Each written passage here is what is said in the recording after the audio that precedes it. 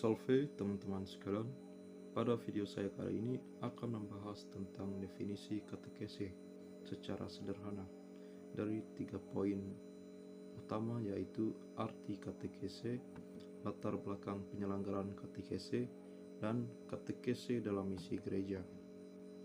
Pada poin pertama ini kita akan membahas tentang arti katekese. Secara etimologi, katekese berasal dari kata katechen dan katekesis. Akar katanya adalah kat dan echo. Kat artinya keluar, ke arah luas, dan echo artinya gema dan gaung. Gema yang berarti disampaikan secara lisan pada pendengarnya, dan gaung berarti bahwa sesuatu yang sudah disampaikan dapat dipahami secara mendalam dan dapat disampaikan kembali pada umat lainnya. Berarti secara etimologi, katekese adalah suatu gema yang diperdengarkan atau disampaikan ke arah luas dan dapat disampaikan kembali oleh pendengar. Pada Kamus Besar Bahasa Indonesia, katekese adalah pengajaran agama, sehingga dari dua istilah tersebut dapat disimpulkan bahwa katekese adalah pengajaran agama disampaikan secara lisan dan pengajaran yang diterima tidak berhenti pada satu arah. Selanjutnya masuk pada latar belakang penyelenggaraan katekese.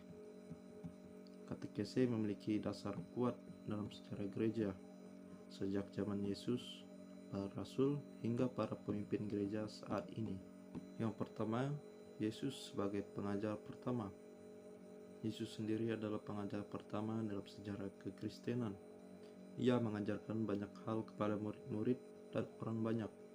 Hal ini dapat dibuktikan seperti di dalam Injil Matius bab 7 ayat 28 sampai 29 dan Lukas bab 4 ayat 32. Dari ayat-ayat ini kita melihat bahwa Yesus bukan hanya sekadar mengajar, tetapi juga memberikan pengajaran dengan penuh kuasa dan wibawa yang berbeda dari para ahli Taurat. Yang kedua, para rasul yang meneruskan pengajaran Yesus. Setelah Yesus naik ke surga, tugas untuk mengajar dilanjutkan oleh para rasul. Mereka diperintahkan oleh Yesus sendiri, seperti pada Injil Matius bab 28 ayat 19 sampai 20 dan Kisah Para Rasul bab 5 ayat 42.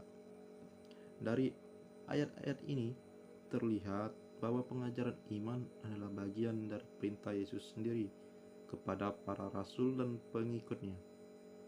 Kemudian katekese berlanjut pada hierarki gereja, seperti paus yang merupakan pemimpin tertinggi umat Katolik, para uskup dan imam.